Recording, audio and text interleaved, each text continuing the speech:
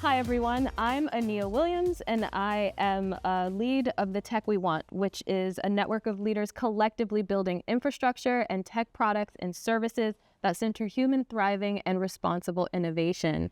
Today, I am joined by 4 other incredible people. We are going to talk about building ecosystems, and I'm going to let each person introduce themselves, which is Anamitra, Deldel, Coraline, and Sherelle. Why don't we go around and give me like a quick one-liner of who you are and what you do, starting with Anamitra. Thank you, Aniyia. Thanks for having us here. I'm Anamitra Deb. I'm at Amiriya Network, where I'm Managing Director of our Responsible Tech theme. I'm Deldel Medina. I'm Executive Director of Black and Brown Founders. Coraline Ada Emke. I am the founder and Executive Director of the Organization for Ethical Source. My name is Sherelle Dorsey, former CEO of The Plug. I'm author of Upper Hand, The Future of Work for the Rest of Us, journalist, and once an entrepreneur, always an entrepreneur. So I feel like we should just kind of get into like naming and sort of creating some shared understanding of what we mean when we talk about ecosystem. I feel like a lot of people have a lot of different definitions for this. So I would love to hear, I'm going to like kick it actually to Sherelle first. What does ecosystem mean in your view? And do you consider yourself to be an ecosystem builder? So ecosystem to me really encompasses this idea of a network of systems that help to support leaders, entrepreneurs, innovators, whomever, through a series of processes and opportunities to get them to wherever they're trying to get to. And I didn't really know that term when I was starting ecosystem work. I didn't even know that I was doing ecosystem work. I just knew that I wanted to see narratives of incredible entrepreneurs across the country, no matter what they looked like, no matter where they came from, who were building incredible things and helping others also see themselves in these spaces of either tech or innovation, whether it was career-oriented or entrepreneurship-oriented. And when I started to learn that term, I realized I like being a part of helping people thrive in whatever they're trying to create or craft and pointing them to the programs or people or dollars that would support them. And I still consider myself an ecosystem builder, but I think that I have more thought around what other aspects of ecosystem building outside of just programming. I think we all went like really, really heavy on programming, and everyone wanted to kind of have the latest like tech stars of something or another. And there wasn't a lot of checks and balances on whether or not programs were actually effective. And some people needed less program, they needed more community. Some people needed to be able to get their story out. Some folks needed to find talent, right? Some people just needed to find adequate housing for their family so that they could build something really interesting. And so I like the complexities and the abstractness of ecosystem building because I think that we get to define it as it continues to expand and we learn more about people's actual needs. Word.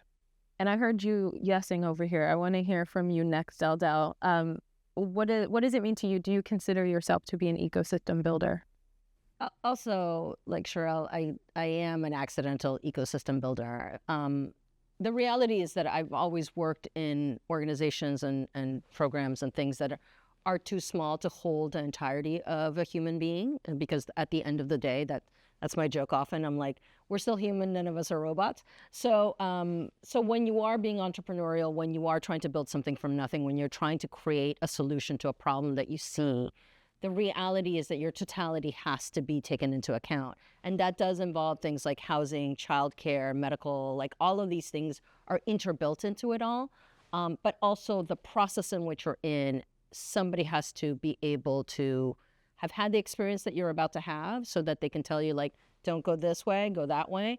And also that things need to be flexible in such a way that you have the opportunity to build something in a way. Like I've had this experience, and I was having dinner with someone recently where I said, so often I have entrepreneurs come to me and be like, I read this book by this well-known white tech dude, and I've done everything that he did. Why am I not seeing success? And I'm like, well, first of all, you're not a white dude often. And second of all, those were very different circumstances. And so I would say like the programmatic piece is a thing that a lot of us spent a lot of time and energy on. I would say that, I'll take that on for myself, like, because we saw a need, but the reality is that also that's where some dollars are tied to, right?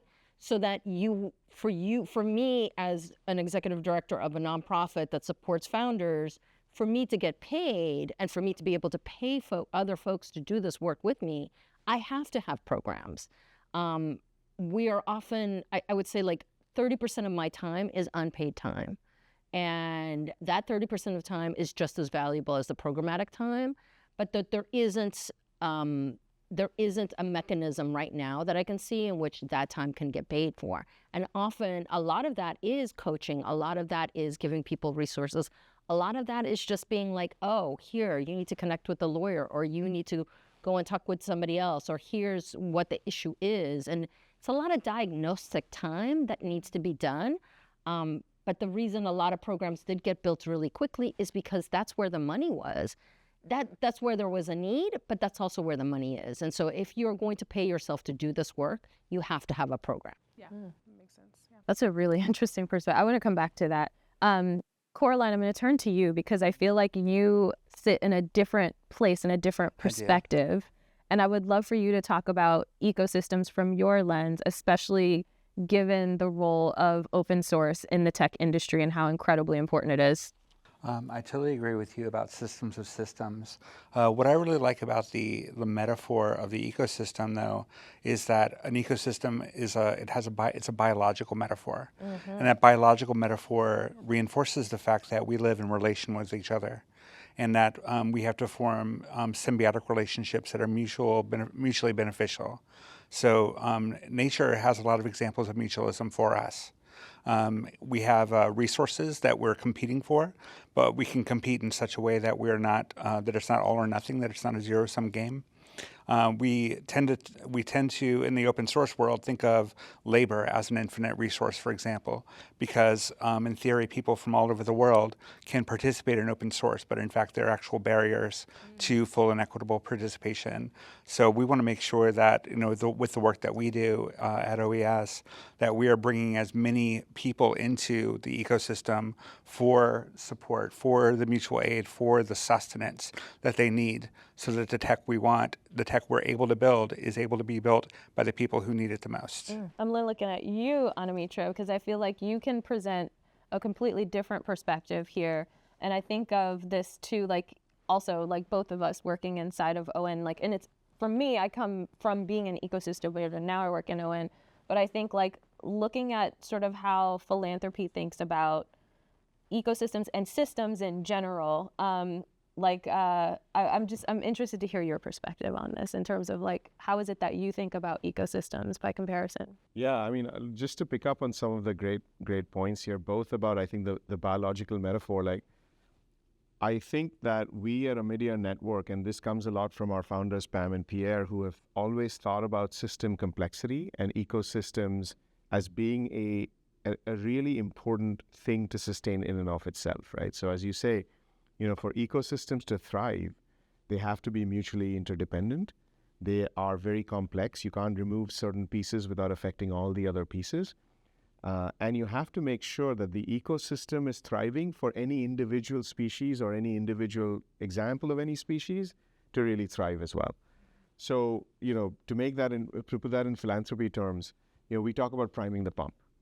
We say that you can't have individual founders, entrepreneurs, change makers who are trying to do really amazing work thrive without someone having actually deliberately and intentionally created the conditions for them to thrive.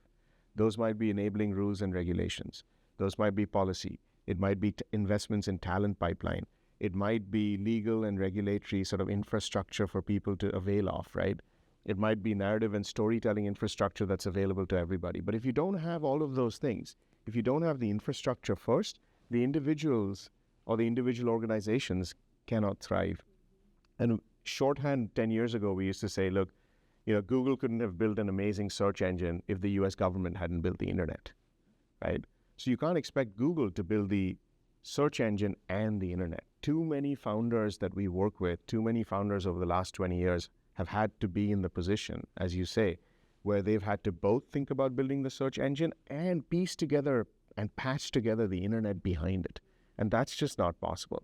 So I think a key role of philanthropy is to deliberately look at where in the ecosystem you can build resilience, capacity, infrastructure, talent, funding, shared capacity, whatever you want to call it, so that the individual founders, change makers, and entrepreneurs can succeed. And that has to be a deliberate project. So I think that's the critical thing. Which is all why we're all here at the Tech We Want. And so, Del, I want to come back to this point around programs, because I think it's important for us to, like, now that we've sort of level set on, like, what is an ecosystem? Are you an ecosystem builder? I think it's important for us to sort of try to define a little bit of a problem space here. Like, I'm really interested in hearing, especially from the three of you, what do you feel like is working and what is not working? And I think that there's something subtle, maybe not so subtle, but I want to like bring it out and make sure it's not too subtle. In your comment, Del, and also what you were saying, Sherelle, about programs, because also like when I was in the executive director as well, like I completely agree. I think it's like both that and how like organizations get started, which is like, oh, you have to create the container for the money to come in so that you can pay yourself to do the work. Otherwise, you're doing a bunch of work for free, breaking your back and getting nothing. Also, you still end up breaking your back and getting not very much when you have the containers. And a lot of that, I think, is because the like focus and maybe, funders over indexing on programs means that that infrastructure and the things that actually stand the programs up are not getting funded. And like, we're still kind of trying to duct tape and wire some stuff together. So I would love to hear just, in your experience, either about programs specifically, or if there's other areas where you feel like this is the part where like we need to grow and get better. I mean, I think of this from like a macro point of view, which is we all need to be lifelong learners. Like that's the reality that we're in. This idea that you go and get some sort of training, build up a set of skill sets, and then that's your job for the rest of your life. Those days are over. They've been done for the last 20 years, and they're being accelerated for the next 2 generations. That's definitely a thing. But our institutions haven't caught up to that, right? So universities, colleges, trade schools, whatever sort of training is available for people to have a viable income, they haven't caught up with that idea. And so we're still dragging in some ways some 19th century models and definitely some 20th century models in the 21st century when we really should be planning for the 23rd century. And I see that very clearly of like we are having this drag of even the way that classrooms are structured are based on a factory model when there's a lot of us in the Western world that don't work in factories. And when people do work in factories, factories have been retooled completely, so they don't even work in the 19th century way. Right. So let's just start there. And so like if we are supposed to be lifelong learners, if we're supposed to be looking and upgrading our skill sets as skills are needed, we don't even have a basis around a basic educational understanding of what are the things that we actually need.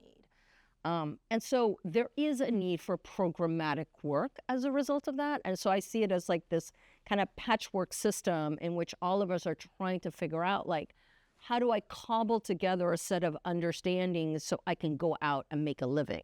Like that's a thing. And so it's not to poo-poo program or program making. I'm just saying it's very confusing and it's very chaotic right now. And the institutions that we have often relied to be in charge of education are failing us in many ways. So that's one thing. And then there is those of us who are like, oh, I know a thing that other people don't know. I mean, that's how I got started. People used to come to me, I used to do panels and stuff, and people would be like, I want to do what you're doing. And I'm like, I'm failing. You don't want to do this. Trust me.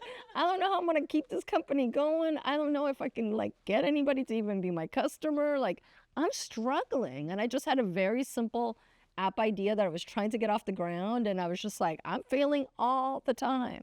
But people would be like, I want to learn from you because you seem to know so much. And I'm like, okay, obviously other people see a value in my failure. So let me just lean into that. And that's how I got here. That's literally the only reason I'm here is because I've failed a lot. Same. Yeah, and it's important to say that. It's important to say that because a lot of people are going to look and see this video and they're going to be like, wow, you guys look so amazing. You're so smart. The reality is the only way you can get somewhere and learn a bunch of things is failure. And so there is a programmatic need. And so I was like, okay, let me come up with a series of things that I can teach to others of lessons that I've learned. And at the same time, there is a lot of work to be done and that is needed that isn't programmatic, but the only money that I can get into a nonprofit is based on the programmatic work. Yeah. And that is a difficult thing to balance, because when you're building a community, which is what we all need to be doing, and when you're engaging people and you're supporting people, that community aspect of the work is unpaid. It's very rare for someone to be like, I'm going to give you a check because you have built up an amazing community. And when people are in crisis, you answer the phone. Like, nobody's paying me for that. You know what I mean? But I do answer the phone when somebody's in crisis. You know what I mean? Because once again, we're dealing with people's livelihoods. And like, that's the thing I'm really clear about. Like, how people pay for their bills is based on the work that they're doing. And when you're entrepreneurial, it is based on how your customers are interacting with your product. And so that piece of the work is often unspoken about, unsupported, and like unacknowledged. Yeah. And you said so many incredible things there. I think that the thing that I have grappled with as someone who has helped support ecosystems in the capacity through both media, physical space, relationship connections, things like that, and then has also gone through my own fair share of like accelerators and competitions and things like that. I think one of my like largest critiques of ecosystem work is there's a lot of virtue signaling and there's a lot of false sense of competition and scarcity. And I think it really reinforces a lot of, I think, nasty human behavior around who gets access and who doesn't. And I think, like, for instance, we see, like, you know, if you get into this particular accelerator, you're kind of guaranteed to raise millions of dollars. And I think we lose the core of what we're supposed to be doing, which is building sustainable companies and businesses that can go on to employ people, people who pay mortgages and send their kids to school and go grocery shopping and like build community and what have you.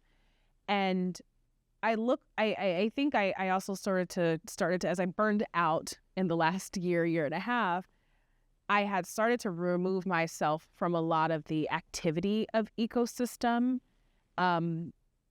primarily because I saw this sense of performativeness, right? It became about the pitch competition is coming to your town and like come and like dance on stage and hopefully you'll get a check. And it's like, why are we making this an American Idol style thing? Like, it's just like that became the status quo without asking, is this actually beneficial to founders? Not every founder is going to stand and deliver well, but they may have a really dope clean tech company that's going to change the face of renewable energy.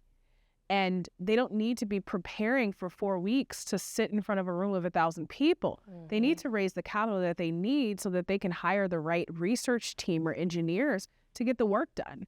So for me, it's about this distraction from the core of what the hell we're supposed to be doing, which is solving real problems. And then how do we create incentives to solve real problems? I'm sorry, I don't think we need more food delivery apps. I don't think we need more hair, beauty products, fashion, what have you. And this is not to hate, like I went to fashion school. Like it's not to hate on designers or what have you, but like, where are the models that are solving real issues in climate and housing and access to benefits and job opportunities and in connectivity? There are bigger issues. And I'm not sure that the infrastructure that we currently have when we do discuss programs is incentivizing that, or they're so scarce or not so well funded that you have to live in the region to take advantage of it. You have to know about it. You may have to have the right connection points.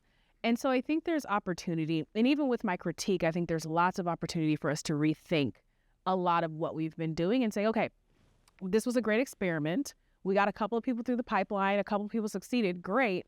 But if we look at the vast majority of who succeeded and who failed, who spent more time working on the wrong thing because it sounded sexy versus solving real issues and getting to your sales, right? That was one critique that I always had about programs I was part of. I was like, I don't need inspirational conversations and mentors. Like, if you guys are IBM and Columbia University, like, you guys have a Rolodex of people that can buy from me today. that's who I want to talk to in my accelerator. Show me how I can do business with you so I can get a contract coming out of this joint. Like, I don't need a demo day and, pretzels in a bowl. Like, give me the sale. Bring the sale to me. Like, that's the biggest challenge, right? As a barrier, I don't have those contacts. That's not my parents or my grandparents' peer group. So bring me the sale, make it useful. So when the ecosystem, I think, is much more useful through the programming, right? Then we have a very different kind of outcome and conversation, especially when we start to bring in the idea of equity, right? And equity looking from everything from how you present yourself or how you present in the world to just by nature of where you live.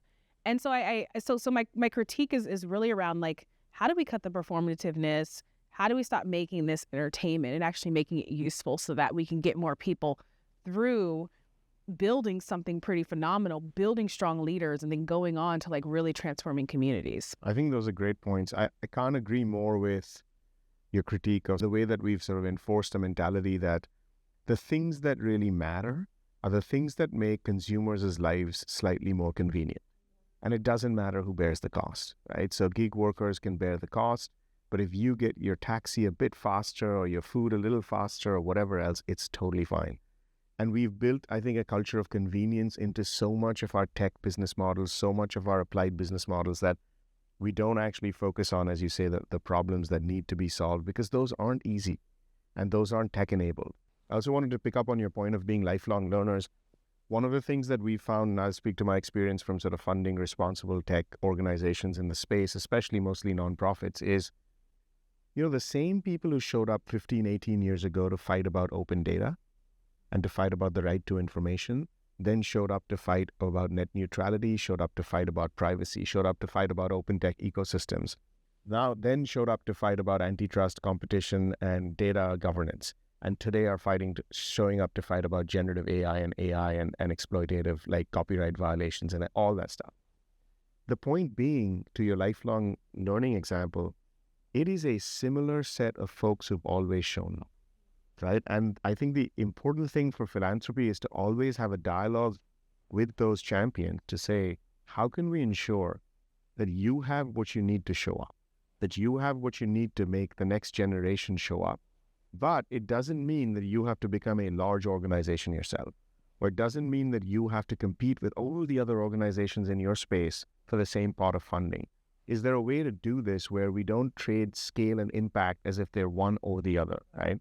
But you can have impact without growing very large yourself. You can have lots of flourishing, smaller scale, really critically important, highly expert organizations that evolve with time, because the issues evolve so quickly. As you say, what you're asked to fight about any day, there's a lot of commonality, but there's something new in the pipeline. Everyone's talking Gen AI today. Really, we're talking privacy. We're talking data governance. We're talking open versus closed models. We're talking about many similar things that we've talked about for 20 years, and the same champions show up. So I think a big part of this is, can we have a dialogue to try and figure out how do we have impact without necessarily individually trying to scale every single organization? Because I don't think that works either. So I think we have to find some balance in between. Sustainability is probably much more important than scale. And that's been my biggest takeaway. So when I came into this space, Aniyia was one of our founders, our founding funders. I had been doing the tech justice work that I've been doing for a decade on the side. And when funding came in, that was an opportunity I'd never even considered, doing this for a living. And so one of the first things I did was reach out to other folks in the ecosystem. I looked for mentors. I looked for other people to, like, I'm a founder and an executive director. What does that mean? How do I do this? I have no organization. I have no peers to give me feedback. So I tried to reach out to other folks who work in the open space, and met with a lot of like silence and closed doors. And I was like, what's going on? Why aren't people talking to each other? And the one mentor I had said, it's because we're all competing for the same very small pot of money. And you mentioned the same people showing up. I actually think we're burning out a lot of folks. And nonprofit salaries are also not competing with engineering salaries. So I think the people who want to show up over and over can't really do so. And what we're losing as a result is, as an industry, is our memory. I find us inventing the same things over and over, but each time it's a little bit worse. And, you know, Like we're not taking those past lessons into the... Yeah, because the people who learn those lessons are no longer able to actively participate in that ecosystem. Would you also, I'm like, I want to also, if it's okay, extend that into something else that I feel like is come up in different conversations we've had among the luminaries, but also with like the sort of generational shifts. I feel like tech definitely has a bias towards like the young, fresh, hot things coming out of Stanford. Like, you know, also, do you feel like there's a role not only in like the burning out, but in like almost like a devaluing of that expertise and experience because it's like, oh, we don't build on that platform anymore or whatever kind of thing? Yeah, there's ageism is absolutely rampant in my industry, and especially among women who work in tech, we are encouraged very strongly to step out of engineering and technical roles and into management roles. That's just a natural path forward that a lot of people get pushed into, and there are a lot of assumptions too about like, you know, what part of the tech stack you work in and how valuable that is, and are you a real engineer or not a real engineer. There's a lot of you know, negotiating for status, competing for status, and I've seen some of that same ugliness come up in this world as well. Yeah. Some of that competitiveness, some of that youth orientation. I very much believe in intergenerational leadership. I am of a generation where Gen X was handed this world on the brink of collapse. And when we were coming up, we were afraid of nuclear war. We were afraid of all of these terrible things, and then suddenly the world changed, and we were left without any tools for actually thriving, because we had been so focused on the survival mindset. We were sure that we were going to spend the last 10 years of our lives in a nuclear winter. So I don't believe in just kicking the can down to newer generations and saying, sorry, we fucked up, y'all can fix it now. Because that has never worked for us. So the intergenerational thing, I think, is really important, both for memory, for sustenance, and also for passing down that wisdom. Word. Okay. I'm like, there's so much here that I want to unpack, because I'm like, okay, I feel like we touched on just the sort of talent piece of it and training. I also want to like come back to this too, because you said a thing to me years ago that like has stuck with me, and I have found myself saying to other people, which I'm totally going to butcher it right now, but it was something that was along the lines of like, we don't know like what jobs are going to exist in the future. Like there are jobs that like exist today that are not going to exist in the future, and then there are also jobs that we couldn't possibly know are going to exist that are going to exist in the future, and we have no like systems to try to train people for that. Like the landscape of that is changing so fast, and we have no way to develop people to be able to go into these new jobs that we don't know that are going to exist, or like the thing that we thought always was going to be a baseline like is no longer here. And I feel like I heard some of that in your comments.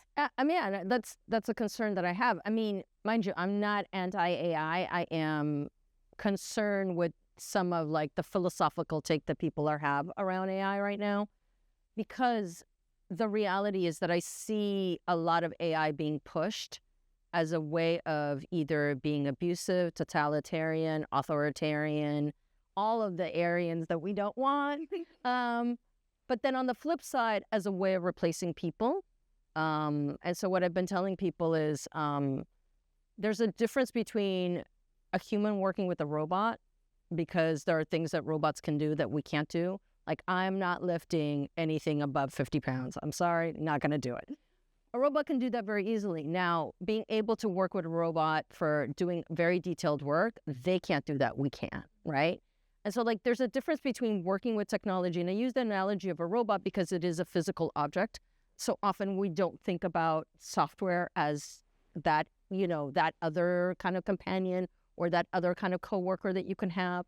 We're going to start having coworkers that are software. Like, that's a reality. But I have a concern that some of the AI products that are coming out and some of the thinking around building AI is really as a way of bypassing humans in a country specifically that's been built on the enslavement of people, when we have never even reconciled with that, which means that so often people's labor has been stolen. I think about that all the time. I mean, like, not only like the labor being stolen, but I feel like even to touch on something that Coraline was saying earlier, like, I feel like the whole labor piece of it, part of it, I think, is the fact that like machines don't get tired. Like, as long as you can fuel it, you can still give it power somehow. Like, it will lift up those 50-pound boxes. But the fueling of Forever, those machines is you also know? something that we have to take into consideration when it comes to climate change. Of course, we of cannot course. continually like be fueling things. So like, there's not a conversation about our own humanity tied to the machines that we're building, and that disconnect is a concern that I have. Right. So that when we think about what does a future job look like we have no idea what a future job looks like, because we also don't have an understanding of an economic system that says we're going to make sure that everybody's needs are taken care of. And it doesn't matter what history, what time, what geography, the reality is that humans overall have always liked highly hierarchical systems.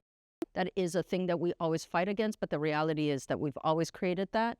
And that is currently not a part of the conversation of what does it look like to have a healthy economy in which everybody's needs are taken care of, and in particular as we're building these machineries. So it's true, we have no idea what, at the rate that we're going, there are some jobs that are going to exist in 5 years that currently do not exist now, so that when you're talking to somebody who's going to college and they're studying something particular, I don't know if by the time they graduate, they're going to be able to even qualify for that job.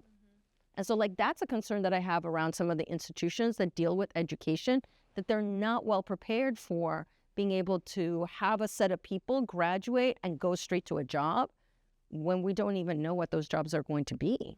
There's also not an incentive to have those kinds of conversations, right?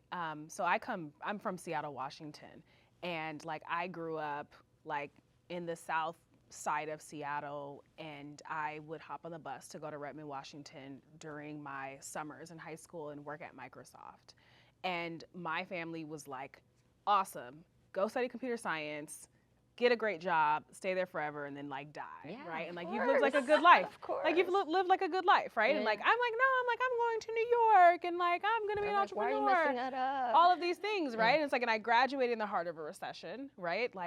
And I start at a company where I'm helping to manage social media, which had just sort of started to emerge.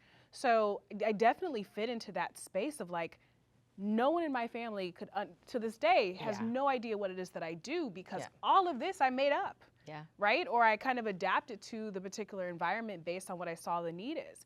And I think to your point, there isn't a baseline understanding or training that you can provide for a specific industry, but I do believe that there are baseline fundamental skill sets that can be taught, from deductive reasoning to logic to how do systems work, so that at least you have the foundational knowledge of how to make decisions, or at least have enough of the soft skills to be able to adapt.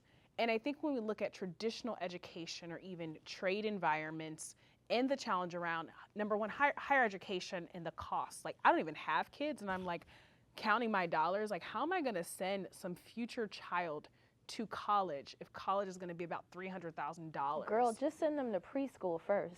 Yeah, that's what I was going to say. So I haven't even started thinking about college. I'm going to have to join a commune so that so that we can have some kind of layer of education.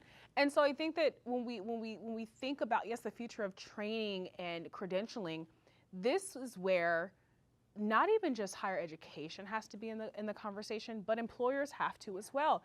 However, the incentive has not been on how do we solve challenges for everyone. It's still this survival of the fittest, right? When I worked for Uber, when I worked at Google Fiber, it was well, you all are the best of the best, and we're gonna, move fast and break things.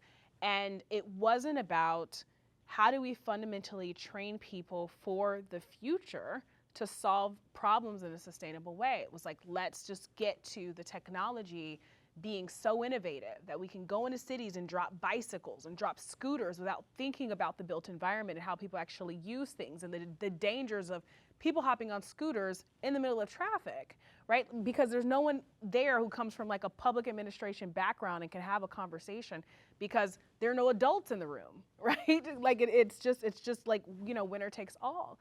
And I definitely fear that we cannot train people for the specific jobs that don't currently exist.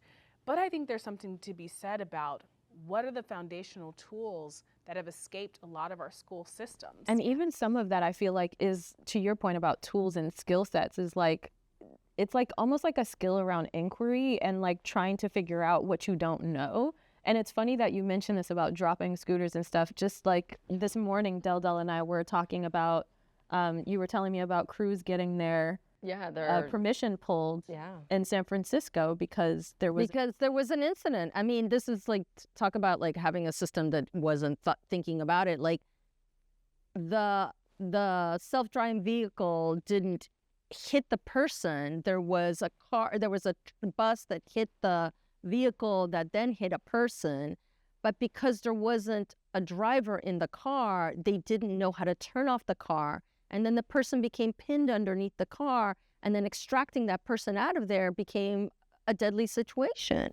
So the fact that there wasn't even like, how do you give first responders some sort of key to be able to interact with the car and move the car in a safe way? Like there was no thought process put through. And so I think about how many other automated systems we're going to have in which a set of things haven't been thought through. I mean, at the end of the day, I think we can all agree that one of the frustrations we all have is that certain things cannot be solved with technology. Every problem is a technosocial problem, absolutely. And what I'm seeing in the systems that we're building is we're not building any, like you were talking about with the driverless cars, supposedly driverless cars, actually folks overseas in data centers. But we're building systems that have no manual workarounds. I know someone who is non-binary and has a legal X as their gender marker on their state identification, who was unable to get a prescription filled because the system that was designed only had support for binary genders. And because their identification didn't match either M or F, there was nothing the pharmacy could do to get them their medication. Right now I'm in a hotel room with motion sensors on the lights. So if I have the light on and I'm working at the desk, there's no way for me to keep the light on. It's there's no manual override. so like when you're still, the lights go off. Yeah. And it happens here too. Yeah, you have to do the dance. Office buildings are like this.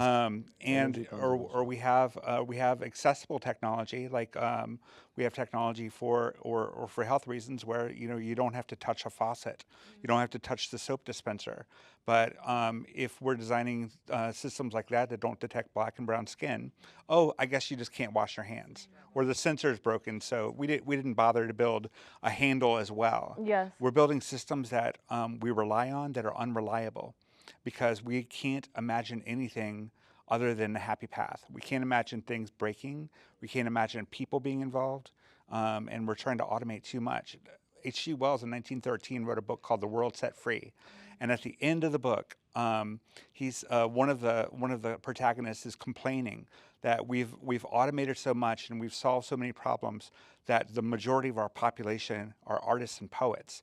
That's what I want to see AI taking us to. I don't want AI writing my poetry. I don't want AI painting my pictures or acting in my movies. I want AI to free us so that we can be the artists and not have to lift those 50-pound boxes all day long. Can I just say something? Amen.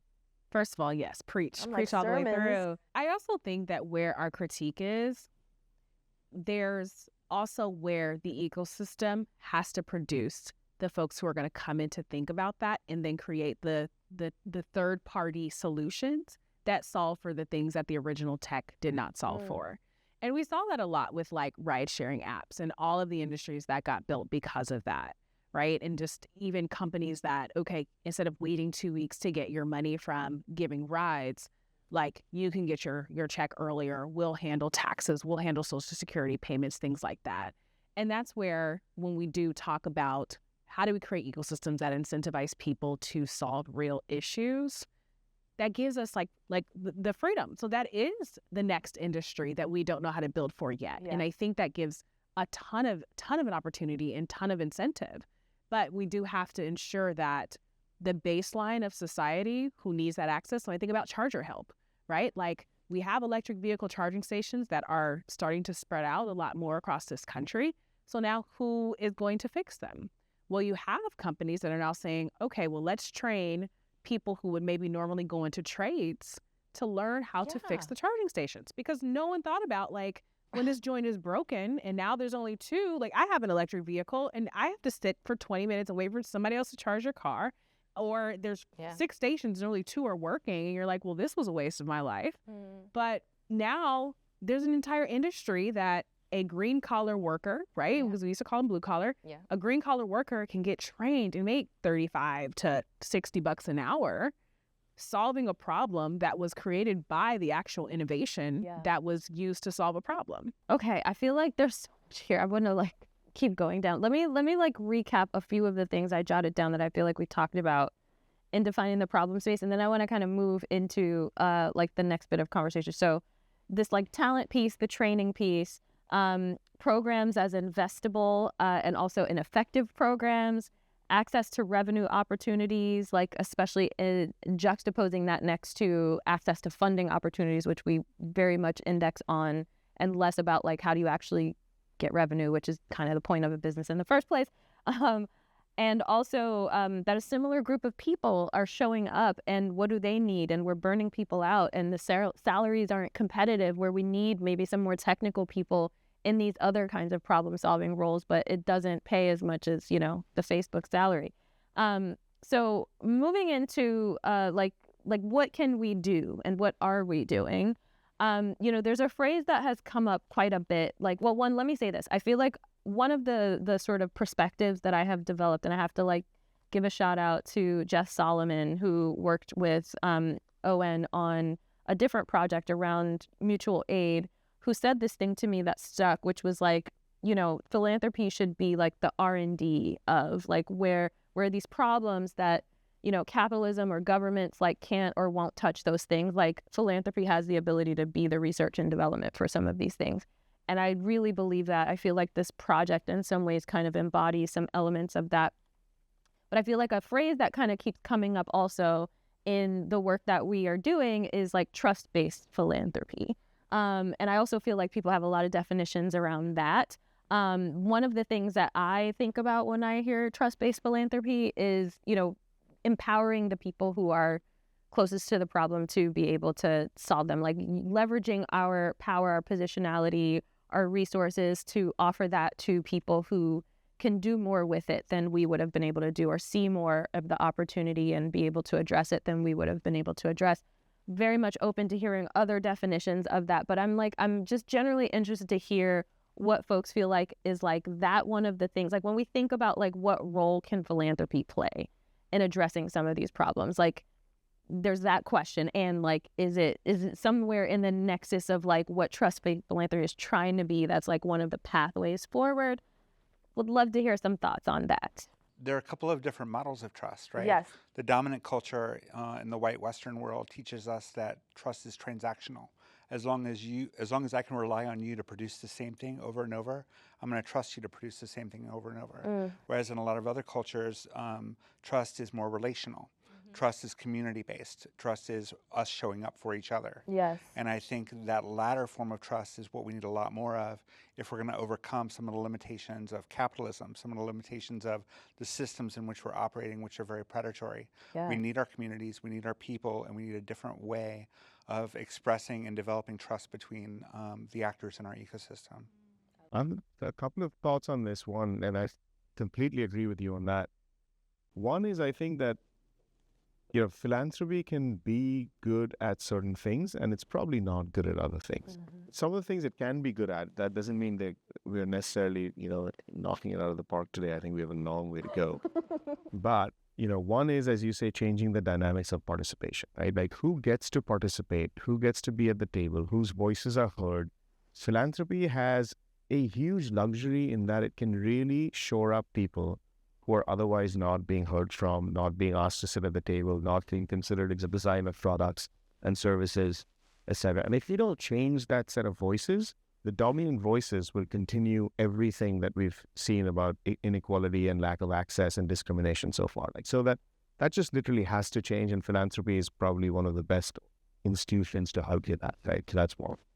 That I think is probably most people don't argue with. So, the second one I think is the R&D point you made. You know, I think of this as philanthropy's job is to work on the problems that no one else wants to work on, right? Governments don't want to work on it. companies don't want to work on it. The third sector, philanthropy, will work on it because there are important human issues, very complex, very material human issues that will otherwise not be worked on. We could have designed our economy completely differently. But the way we've really designed it is to say we choose some things to be internal to the economy and everything else is an externality. Actually, all the stuff that really matters is sitting in that externality bucket. And we call them market failures. We call them, public action problems. We call them collective, tragedy of the commons. We call them all these things that are actually then places where people like philanthropists and all the champions we support have to actually do the work. Those are the hardest problems, but that's important. And then the third thing that I think is, and probably this is the thing that is most provocative, is I think philanthropy's job is to go out of business, right? Philanthropy's job is to be in such a situation so that over time there's no need for philanthropy. There's no need for a system that generates philanthropic wealth to redistribute, right? I mean, part of the problem is that we've created such unequal conditions at the start that everything's become a redistributive situation at the end. Yeah. If philanthropy can actually take a good hard look at itself and say, hey, look, our job is to create conditions so that we don't need to exist. I think that would be the best thing we could do. Can it be done? It'll probably take some time. I think that's what we should try for. I see y'all taking me to church today. Del, I know you got comments. I saw that reaction. I do, because,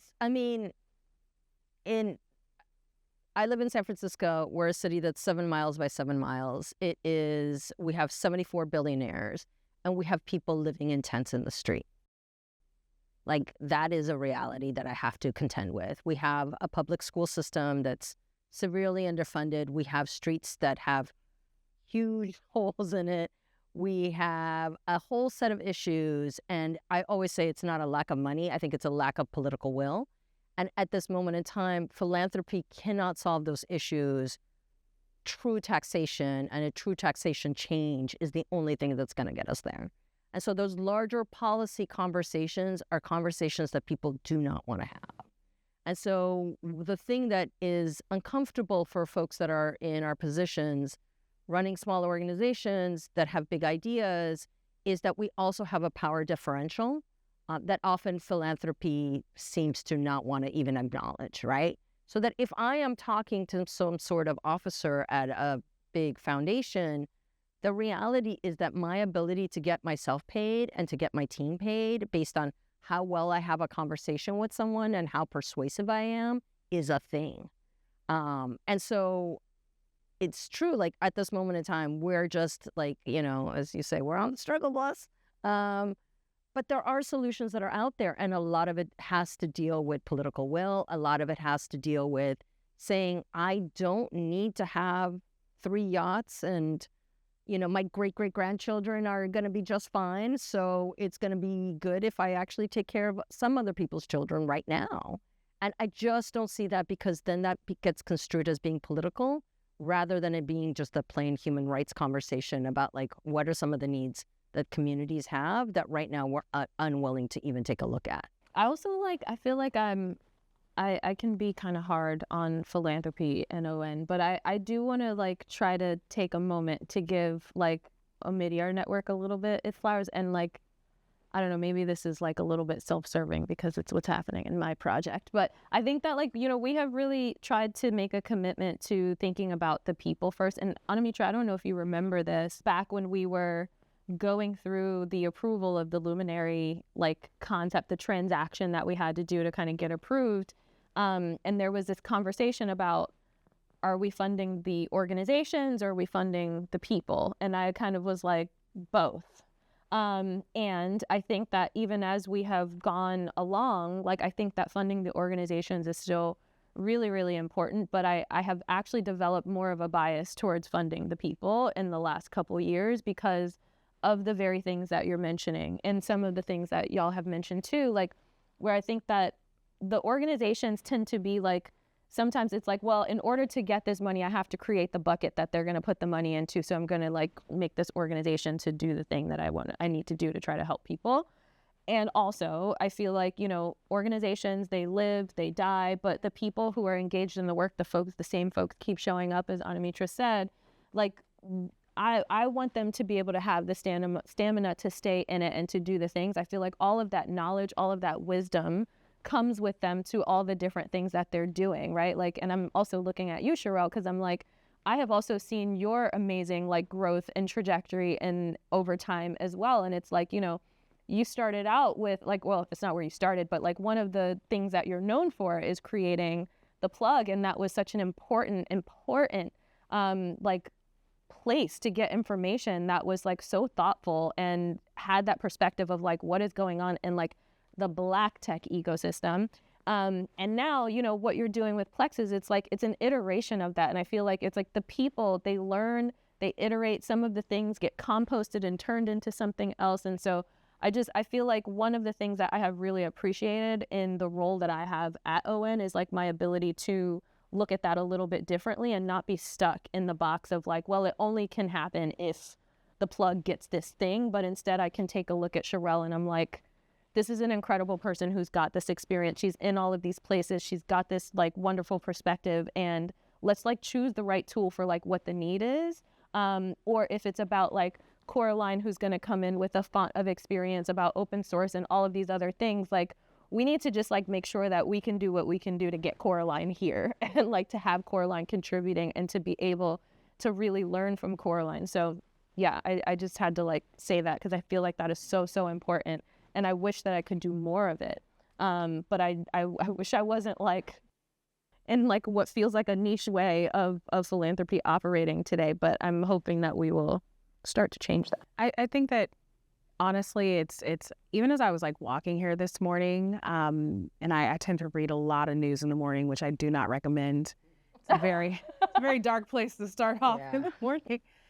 And you think about all of these really hard, insurmountable problems. And I think, yes, I think we all would like to wake up one day and say, my job is done and we have all worked ourselves out of our jobs. There's no more need for any of this work. There's no more need for equity conversations. Like we don't need to have the panels anymore. We don't need to be outraged anymore. We're good and solid. And I realize like that's never going to happen. And like that is the work, and it's a continuous work, and it's all hands on deck.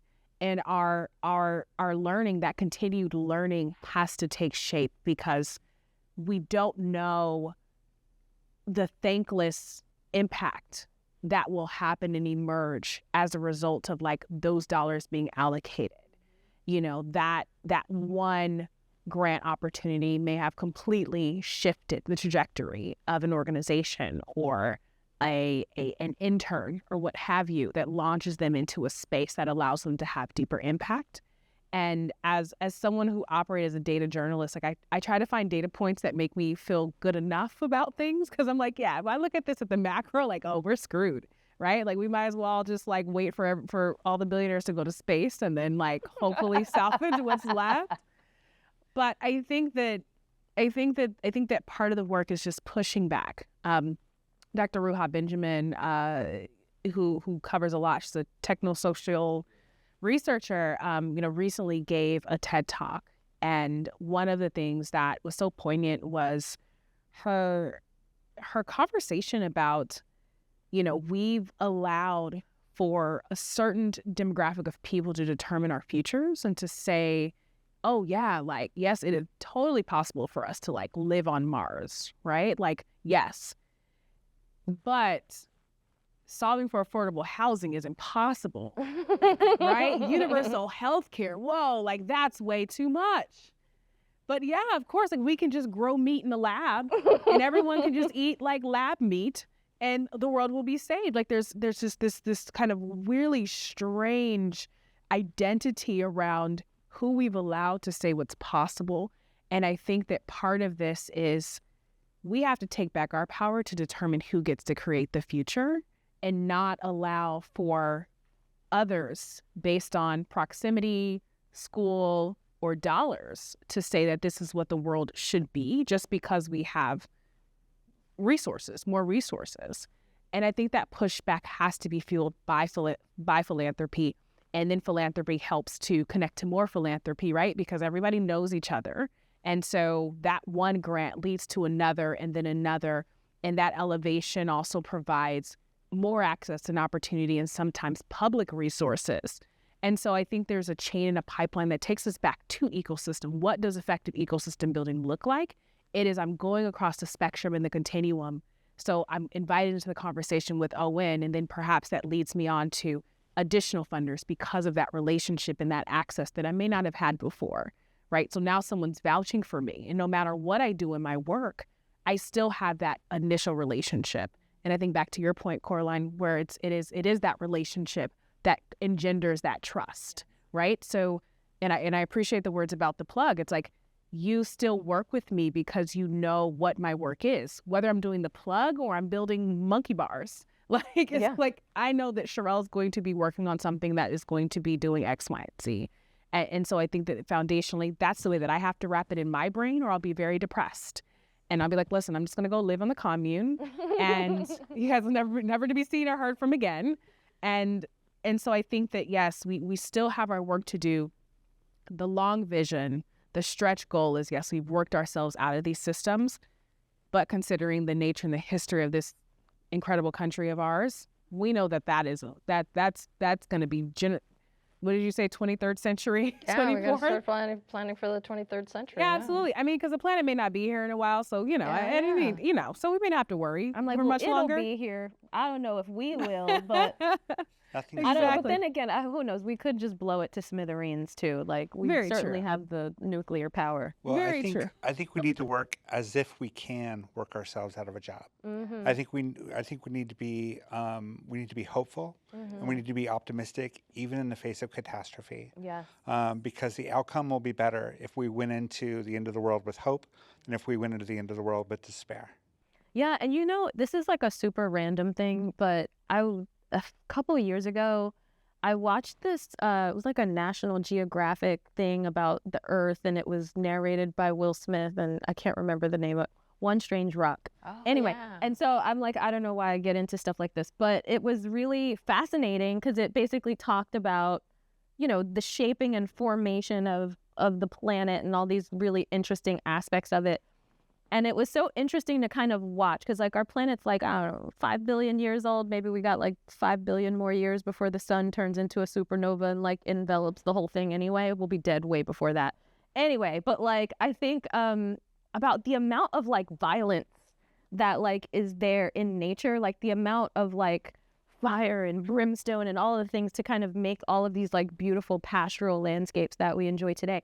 And also how many times there have been like these points in history where like life was like wiped out, and then through some weird like 1 in a billion like thing, like oxygen came into the earth and then like made all of it. So anyway, I say all of that because I'm just like, even when we like take people out of the equation like completely, and we just look at like nature and all of these things that are completely out of our control, like even today, like where we are sitting on planet Earth in the year 2023, at least as we identify it here, like it is also built on a bunch of like random mistakes and 1 out of a billion or million things that like ended up happening and like ended up getting us here. And so I keep thinking about this, to your point about just having that hope and that optimism, is that like, the future is not decided yet.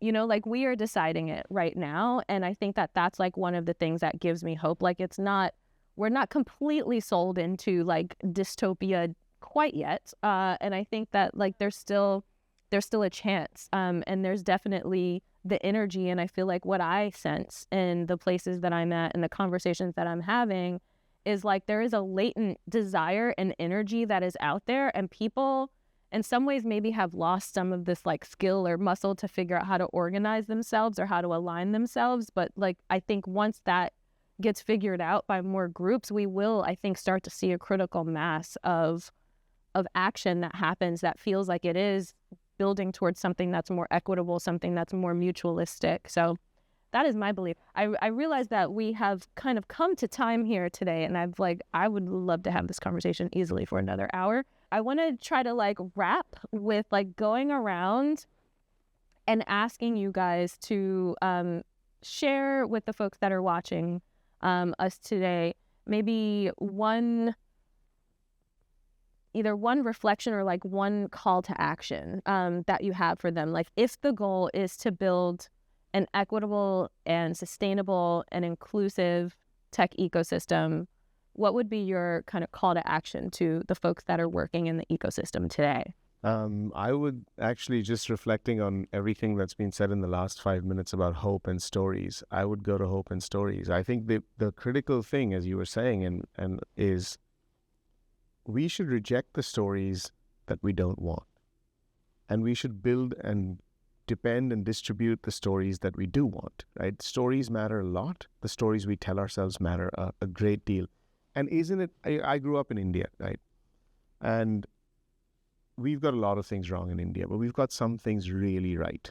As an example, 10 days into COVID, we were able to send cash money to women's mobile accounts, 100 million plus women from 350 million poor people who had enough cash then, even through social isolation or health scares, to pay for food for the next 2 months, even if they didn't have to work.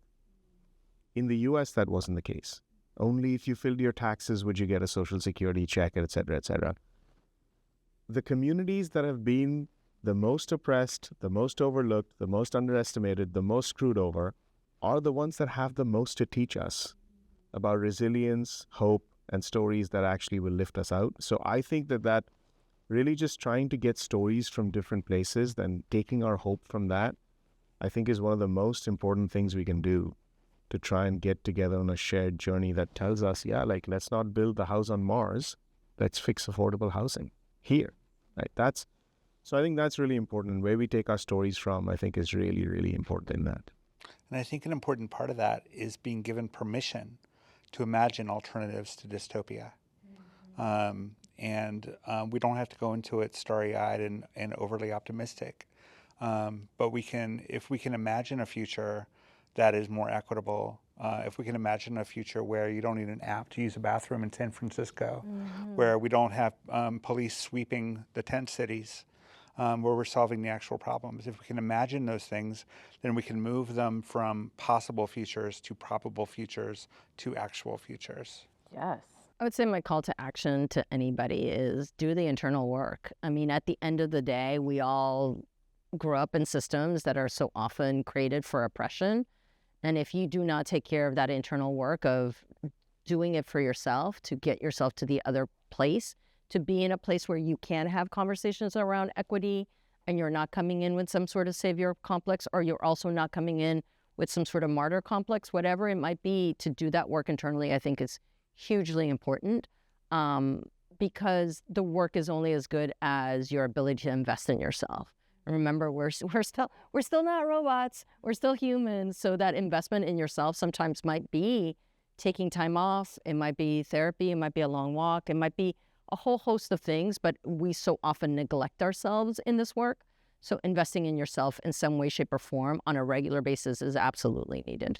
Yeah, I think it's removing the tech and going back to basics. I think that we definitely have tried to over-engineer every part of our lives. And when I think about, I live in the South now, so it's like, church and biscuits. And when I think about how much value I get from sitting and just having biscuits and, sitting in church basements and talking about the world, there's so much value in the simplicity. And I think a lot of our problems that we're trying to solve for real people means go and sit on somebody's porch, have some sweet tea, and understand what the issues are and solve them. It doesn't require, raising millions of dollars of capital and, ping pong tables. It really is like, go get some biscuits and sit down with somebody and have a conversation and see how you can directly help them and how easily you can do that with just a little bit more humanity. Well, on that note, I think we had a fantastic conversation today. Thank you so much, my wonderful panelists, for this very, very rich discussion. And we hope that you enjoyed this video and that you will stay tuned, watch some more, and continue coming with us on this journey. Thanks.